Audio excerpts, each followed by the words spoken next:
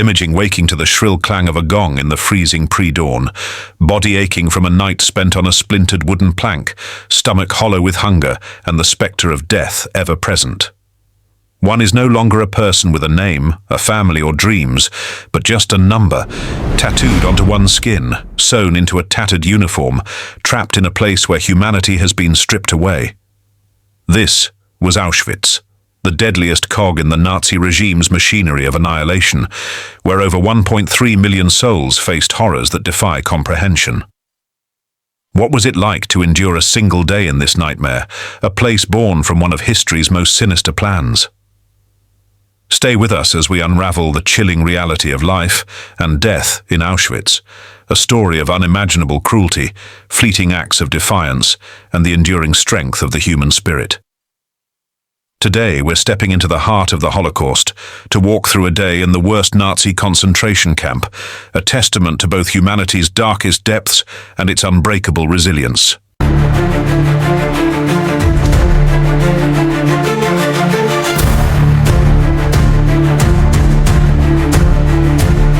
The story of Auschwitz begins with Adolf Hitler's twisted vision, crystallized in what the Nazis called the final solution to the Jewish question. When Hitler seized power as Germany's chancellor in 1933, he unleashed a venomous ideology rooted in anti-Semitism, deeming Jews an existential threat to the so-called Aryan race. His obsession with racial purity, shared by fanatical lieutenants like Heinrich Himmler and Reinhard Heydrich, gave birth to a genocidal plan to eradicate Europe's Jewish population, along with other groups labeled as undesirable, including Roma, homosexuals, the disabled, and political dissidents. The final solution, formalized at the 1942 Wannsee Conference, was no mere policy. It was a meticulously orchestrated campaign of industrialized murder designed to wipe out entire communities with ruthless efficiency. Before the war, the Nazis had already established concentration camps across Germany to detain political opponents and Jews, but these were mere precursors. As Germany invaded Poland in 1939, sparking World War II, the stage was set for a new kind of horror. Auschwitz, located in the occupied Polish town of Auschwitz, emerged as the epicenter of this genocidal vision, transforming from a modest detention center into a sprawling complex of death and despair, perfectly suited to enact the final solution on an unimaginable scale. Why Auschwitz? Its creation was no accident. In 1940, the Nazis repurposed abandoned Polish army barracks into a camp, initially to imprison Polish resistance fighters and political prisoners. But its strategic location at the junction of 44 railway lines made it an ideal hub for transporting victims from across Europe. Under the ruthless command of Rudolf Höss, Auschwitz became the cornerstone of the Nazi extermination machine. By 1941, as the final solution took shape, the camp's purpose shifted from detention to annihilation. Heinrich Himmler, architect of the Holocaust, ordered its expansion, leading to the construction of Auschwitz II-B Birkenau, a vast killing center just 2 miles away, equipped with gas chambers and crematoria capable of incinerating thousands daily. Auschwitz, III-Monowitz, and dozens of subcamps supported the Nazi war effort through forced labor, but Birkenau became the heart of the final solution, where 1.1 million of the 1.3 million deported, mostly Jews, would perish. The camp's evolution reflected Hitler's chilling ambition to eradicate entire populations while exploiting their labor and possessions, all in service of a warped ideology that justified unimaginable cruelty.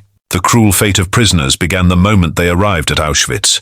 Trains packed with men, women and children crammed into cattle cars without food, water or sanitation, rolled into the camp after days of suffocating travel.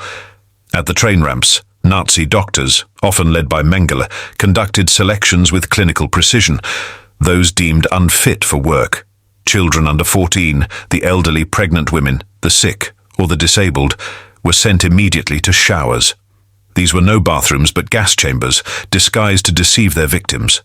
Once inside, the doors were sealed, and pellets of Zyklon B, a lethal pesticide, were dropped through vents, releasing a toxic gas that killed within minutes. Entire families perished together, their screams muffled by the thick walls. The bodies were then stripped of valuables, hair, gold teeth, even prosthetics, and burned in crematoria, where ovens ran day and night, capable of incinerating 340 bodies every 24 hours by 1942, a capacity later expanded to thousands. These victims were never registered in the Nazi records, their names erased, making the true scale of the final solution's atrocities at Auschwitz impossible to fully know. The ashes, dumped into rivers or scattered across fields, were all that remained of lives snuffed out in pursuit of Hitler's genocidal vision. It's 4:30 a.m. in January 1945, and a piercing gong shatters the icy silence of Auschwitz. For men, this is the signal to rise from their lice-ridden bunks. For women, the day began even earlier, some roused as early as 3 a.m. The air is bone-chilling, often plunging below freezing in the unheated barracks, which stink of sweat, urine, and despair. Prisoners, emaciated and clad in threadbare striped uniforms that offer little protection against the cold, drag themselves from their bunks, narrow wooden slats or brick shelves, often shared by 3 or 4 people in a space meant for one. These barracks, designed for a few hundred, routinely housed thousands, with prisoners packed so tightly that turning over in sleep was a luxury. Every prisoner is marked by a colored triangle sewn above their tattooed number, a cruel system of categorization that echoes the final solution's obsession with division and dehumanization. Red triangles identify political prisoners, dissidents, intellectuals, or clergy who dared oppose the regime. Green triangles mark German criminals, often elevated to kapos, prisoner overseers who wielded authority with brutal zeal. Black triangles designate Roma, prostitutes, or those branded asocial. Pink triangles single out homosexuals, while Jews, the primary targets of the final solution, are forced to wear a yellow Star of David, often paired with another triangle to signify their dual status as the lowest in the camp's brutal hierarchy. A letter stitched into their clothing, P for Pole, F for French, R for Russian, reveals their nationality, reinforcing a racial pecking order where German prisoners hold a twisted privilege, while Jews face the worst abuse. They're suffering a direct manifestation of Hitler's genocidal vision. The block supervisor, a menacing figure armed with a stick or whip, storms through the barrack, shouting orders and delivering blows to hasten the prisoners' movements. The latrines are a nightmare. Filthy, open pits or crude wooden benches with holes, where dozens are forced to rush under the threat of beatings. The sanitary conditions are horrific, breeding dysentery, typhus, and other diseases that claim countless lives, a grim byproduct of the Nazis' disregard for their victims' humanity. Breakfast is a cruel mockery of nourishment. 500 milligrams of a bitter, watery coffee substitute made from roasted acorns or chicory, sometimes paired with a thin slice of moldy bread that's more sawdust than sustenance. It's barely enough to keep a starving body upright, let alone fuel the grueling labor ahead. The prisoners, their bodies ravaged by malnutrition and exhaustion, shuffle forward, trembling in the cold, their striped uniforms hanging loosely on skeletal frames. A second gong rings, summoning everyone to the morning roll call. Prisoners are herded into the open, forced to stand in precise rows of 10, regardless of the weather, be it biting snow, torrential rain, or oppressive heat. The SS officers, clad in crisp uniforms and exuding cold authority, conduct a meticulous head count, a process that can stretch for hours. Every prisoner must be accounted for, dead or alive. If a single person is missing, whether due to escape, death, or collapse, the entire camp stands in the freezing cold or scorching sun until the discrepancy is resolved. Punishments are swift and brutal, a beating with a truncheon, a public flogging, or assignment to the penal block where torture awaits. The roll call is more than a count. It's a daily ritual of dehumanization, a reminder that you are nothing but a number in the Nazi machine, your existence tied to the final solution's relentless drive to erase you. Work follows, and it's merciless. Prisoners are marched, often barefoot or in ill-fitting wooden clogs that blister their feet, to labor sites across the sprawling complex. Some are sent to factories producing munitions or synthetic rubber for the Nazi war effort, others to construction projects or quarries where they haul heavy stones under the watchful eyes of capos and SS guards. The tasks are designed to break both body and spirit, with prisoners surviving on diets as low as 1,300 calories a day, less than half what's needed for such grueling labor. Beatings are constant, meted out for working too slowly, for pausing to catch a breath, or for no reason at all. Kapos, often prisoners themselves, enforce discipline with a cruelty born of survival, knowing that pleasing the SS might spare them another day. Latrine breaks are strictly monitored, with prisoners allotted mere seconds, ensuring every moment of their existence is controlled. Many collapse under the strain, their bodies too weak to endure. Those who fall are often beaten or shot on the spot, their bodies carted away to the crematoria, where the final solution's machinery of death operates around the clock. At midday, a brief pause for lunch offers no solace. The meal is a watery soup, often just boiled cabbage leaves, potato peels, or unidentifiable scraps floating in a murky, foul-tasting broth, sometimes contaminated with dirt or insects. Survivors later described it as revolting, barely digestible, yet it was all they had to sustain them through another grueling shift. The afternoon brings more labor, with no rest periods allowed. The weak falter, and those who can't keep up are marked for selection, a euphemism for death. The SS and Kapos watch closely, noting those too frail to work, ensuring the final solution's goal of eliminating the unfit is met with chilling efficiency. By evening, the prisoners, exhausted and broken, face another roll call. This one is even more harrowing, as the SS often use it to mete out punishments. Floggings, hangings, or public executions are common spectacles designed to instill fear and crush any flicker of resistance. If a prisoner has escaped, the entire camp might suffer collective retribution, standing for hours in the freezing cold or pouring rain, sometimes until midnight, until the missing person is found or accounted for. For those who survive the day, the night offers little respite.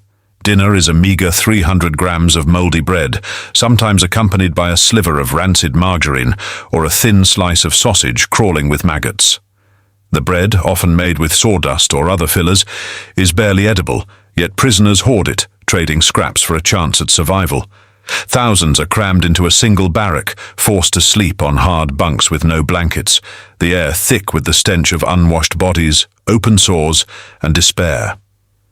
Jewish prisoners, the primary targets of the final solution, are denied mail, cut off from any news of loved ones or the outside world, deepening their isolation and despair.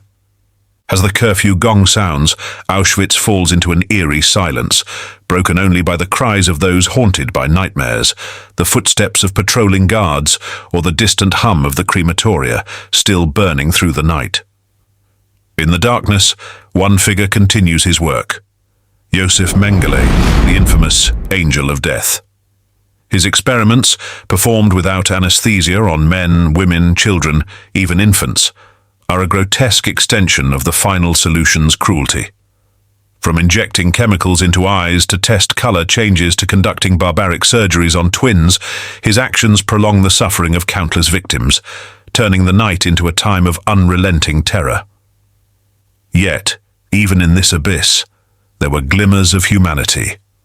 Prisoners shared their meager rations, risking punishment to help a friend survive another day. Some whispered words of encouragement, preserving a shred of hope in a place designed to extinguish it. Others, in acts of extraordinary courage, smuggled messages to the outside world or sabotaged Nazi operations, knowing discovery meant death. These small acts of defiance were a quiet rebellion against the final solution, proof that the human spirit could endure even the worst horrors. When the Soviet Red Army liberated Auschwitz on January 27, 1945, they found just 7,800 survivors, most sick or dying, left behind after 60,000 others were forced on a grueling death march through the snow, where thousands more perished. The liberators discovered piles of shoes, clothing, eyeglasses, and human hair, silent testaments to the over 1 million lives lost here. The image of those shoes, captured in photographs, remains one of the most haunting symbols of the Holocaust. A stark reminder of the individuals who walked into Auschwitz but never walked out. The final solution, enacted with chilling precision at Auschwitz, claimed the lives of 1.1 million people, mostly Jews, but also Poles, Roma, Soviet prisoners and others. Each one a story of loss, pain and stolen potential. This is the story of a single day in Auschwitz, the worst Nazi concentration camp, born from the twisted ambition of the final solution. It's a place where cruelty knew no bounds, where lives were reduced to numbers, and where the machinery of genocide operated with terrifying efficiency. Yet it's also a story of resilience, of those who clung to hope, who resisted in small ways, and who survived to bear witness. The pain and sacrifices of those who suffered in Auschwitz must never be forgotten. Their stories are a call to action, to fight hatred, to honor their memory, and to ensure that never again will the world stand silent in the face of such evil.